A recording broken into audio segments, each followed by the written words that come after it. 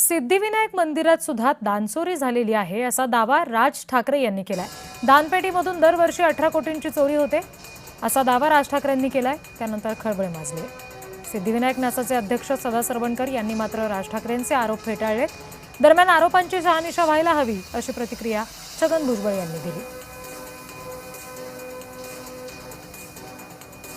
18 कोटी रुपये दर वर्षाचे सिद्धिविनायक मंदिरामधून चोरी होतीये। आपण भाबडेपणाने भाविकपणे आपण तिकडे जातोय, दानपेटीमध्ये आपण टाकतोय, हे असल्या चोऱ्या होत आहेत। ही माणसं सगळी मंदिरं लुटतायत।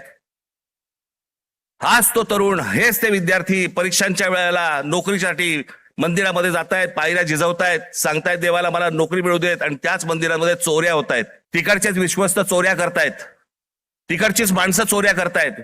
हा आमचा धर्म, ही आमची धर्माची मंदिरं। साधारणतः 2 वर्षापूर्वीचं हे वार्षिक उत्पन्न हे साधारण 114 कोटी होतं। आता ते 182 कोटी झालं। त्यामुळे राजसाहेब सुद्धा ज्या वेळेला त्यांना ही सद्य स्थिती कळेल त्यावेळेला या ट्रस्टीचं राजसाहेब सुद्धा कौतुक करतील अशा प्रकारचा माझा एक आम्हाला असं वाटतंय।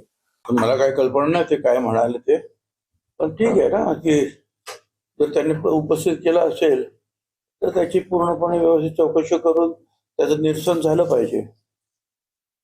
जर कोणी असं कोणावर जर बोट दाखवलं दानपेटीच्या बाबतीमध्ये कोणीतरी ते त्याची शहानिशा करावी लागेल।